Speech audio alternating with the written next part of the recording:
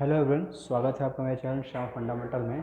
आज हम डिस्कस कर रहे हैं चैप्टर नंबर 2 10th क्लास और एसिड बेस एंड सॉल्ट्स के बारे में। ये इस चैप्टर की सेकंड वीडियो है।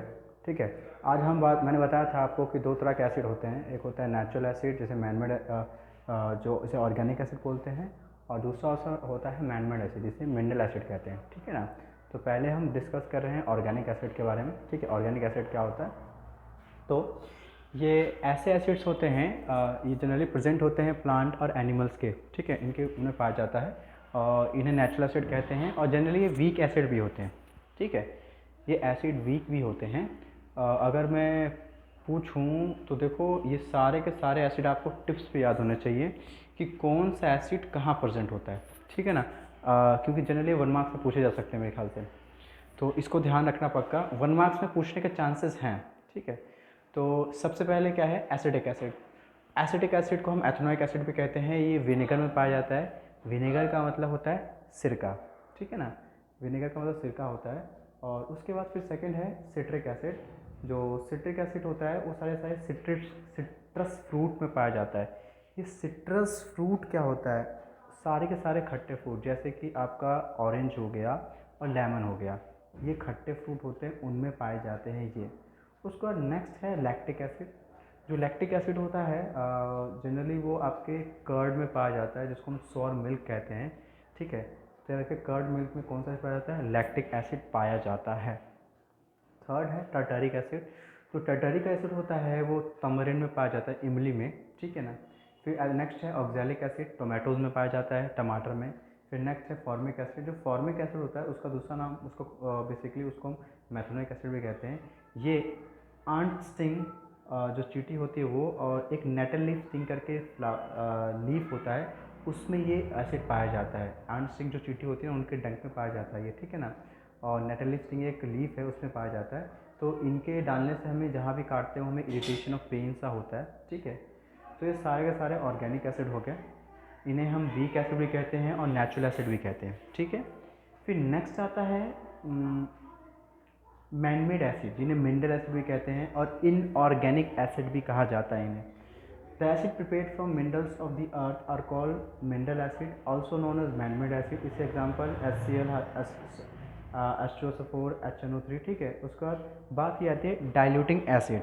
डाइल्यूटिंग एसिड का मतलब क्या होता है, अब किसी भी एसिड को डाइल्यूट कर रहे हो तो ये बहुत इंपॉर्टेंट क्वेश्चन बनता है कि किसी भी एसिड को डाइल्यूट करते वक्त, किसी भी एसिड को डाइल्यूट करते वक्त क्या करना चाहिए और किसको किस में मिलाना चाहिए, ये बहुत इंपॉर्टेंट बात है। तो सुनो गौर से। देखो, जैसे मान लो ये आपका एक कंटेनर जिसमें एसिड पड़ा हुआ है। ठीक है, दूसरा ये है जिसमें वाटर है, एसिड और वाटर। ठीक है ना, हमें डाइल्यूट करना है। देखो, डाइल्यूट करने का मतलब क्या होता है कि एक तरह से फाइनली एसिड में अमाउंट ऑफ वाटर को ज़्यादा करना। तो दो तरीके से कर सकते हो, ये हम वाटर को एसिड में मिला सकते हैं या तो एसिड को वाटर में मिला सकते हैं। तो कौन सा तरीका बढ़िया रहेगा ये देखना हमें। तो गौर से सुनना, ये बहुत इंपॉर्टेंट क्वेश्चन बनता है। ये डाइल्यूटिंग एसिड, जब भी आप एसिड को डाइल्यूट करते हो तो किसको किस में मिलाना ज़रूरी है। तो पहली बात तो ये, जब भी एसिड वाटर से रिएक्ट करता है, ये एक हाईली एक्सोथर्मिक रिएक्शन है।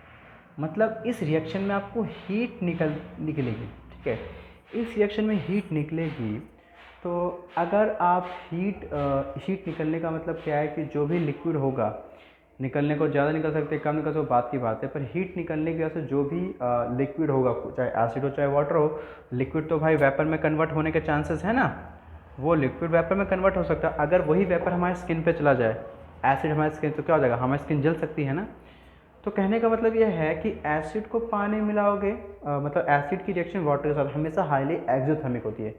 तो अब क्या, अगर मैं एसिड को पानी में मिलाऊं, मैं थोड़ा सा पानी एसिड में मिला रहा हूँ, अब आप खुद सोचो, सारा का सारा एसिड एक साथ वाटर से रिएक्ट कर जाएगा, सारा का सारा वाटर थोड़ा सा वाटर डालने के बाद एसिड तो सारे एक साथ रिएक्ट करेंगे।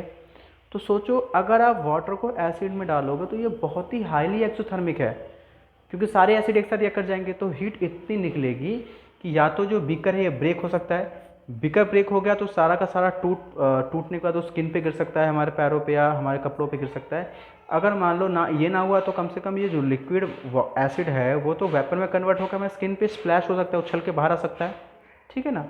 तो इसलिए हमें ऑलवेज एसिड को पानी में डालना चाहिए, एसिड को पानी में ड्रॉप वाइज और कंटिन्यूसली स्टीयर करना है। स्टीयर देखो हीट तो अभी भी निकलेगी, पर क्योंकि इस बार आप थोड़ा थोड़ा एसिड डाल रहे हो तो रिएक्शन भी कम कम होगी और हीट भी कम कम जनरेट होगी। और अगर आप हिला उसको प्रॉपर स्टीयर कर रहे हो जिससे क्या होता है हीट उतनी नहीं निकल पाती, ठीक है, थोड़ी बहुत आवाज़ सुनने को मिलेगी आपको, पर ऐसा नहीं होगा। तो इसलिए एक क्वेश्चन भी एनसीईआरटी में, why it is recommended that acid should be mixed into water, हमें एसिड को मिक्स करना चाहिए वाटर में, ना कि वाटर को एसिड में, नहीं तो वो बहुत ही हार्मफुल हो सकता है और बहुत प्रॉब्लम हो सकती है, ठीक है। अब जो नेक्स्ट टॉपिक है वो आगे चलते हैं हम। नेक्स्ट टॉपिक ये है कि अगर आपका एसिड, अगर हम एसिड्स की रिएक्शंस करवाते हैं कुछ एलिमेंट्स के साथ, तो जैसे कि इसमें एग्जांपल क्या है कि रिएक्शंस ऑफ एसिड, सबसे पहला एग्जांपल बता रहा हूँ। अगर आपका एसिड मेटल से रिएक्ट करता है तो क्या होगा, तो इसके लिए आपके एनसीईआरटी में एक एक्टिविटी है प्रॉपर, तो वो कोई उतना खास समझाने लायक तो नहीं है, सिंपल दिखा रखा है। एक टेस्ट ट्यूब है, ठीक है, एक टेस्ट ट्यूब दिखा रखा है और टेस्ट ट्यूब में यहाँ पे जिंक डाल रखा है और सल्फ्यूरिक एसिड डाल रखा है, और फिर यहाँ से एक वो पास कर रहा है पाइप, और उस पाइप को आगे जाके एक कंटेनर है जिसमें सोप सॉल्यूशन है, ठीक है। तो जब ये सोप सॉल्यूशन में ये जाएगा, जो भी जाएगा गैस इसमें से जब निकलेगा, अगर इसी को मैं कैंडल के सामने लाऊंगा तो एक आवाज़ सुनाई देती है। तो है कुछ ऐसा कि अगर मैं जिंक मेटल को एसिड से रिएक्ट करवाता हूँ तो यहाँ पे बनता है सॉल्ट प्लस हाइड्रोजन गैस। आप कैसे पता लगाओ कि हाइड्रोजन गैस ही है, तो हाइड्रोजन गैस जब फ्लेम से रिएक्ट करता है तो हमेशा एक साउंड प्रोड्यूस करता है, उस साउंड का नाम है पॉप साउंड। क्या नाम है? Pop sound. बेसिकली ये जब चलता है तो आवाज़ ऐसे प्रोड्यूस करते हैं, जैसे हम पॉप साउंड कहते हैं, ठीक है। तो याद रखना, ये इंपॉर्टेंट है। इसके बारे में एक्टिविटी देखें तो आप एक्टिविटी गौर से देख लेना, उस एक्टिविटी को समझने की कोशिश करना, कुछ भी नहीं, बस मेन चीज़ यही है कि अगर आपका एसिड मेटल से रिएक्ट करता है तो क्या बनाएगा? सॉल्ट प्लस हाइड्रोजन गैस, ठीक है।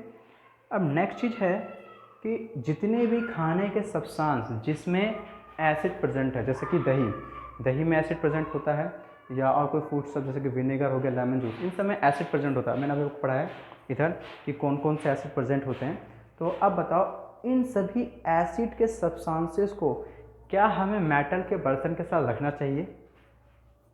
आपने देखा हो कभी भी दही को मेटल के बर्तन में रखा जाता, या अचार हो गया उनको मेटल के बर्तनों में रखा नहीं जाता, या बहुत सारे एसिड के सब्सटेंसेस हैं उन्हें मेटल में रखा नहीं जाता। क्यों रखा नहीं जाता? क्या रीज़न है कि रखा नहीं जाता?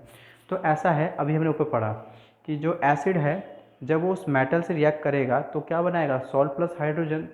तो जो सॉल्ट बनेगा, जो भी ये सॉल्ट बनेगा ना, जो भी ये सॉल्ट बनेगा, ये सॉल्ट थोड़ा पॉइजनस सॉल्ट होगा। क्या सॉल्ट होगा?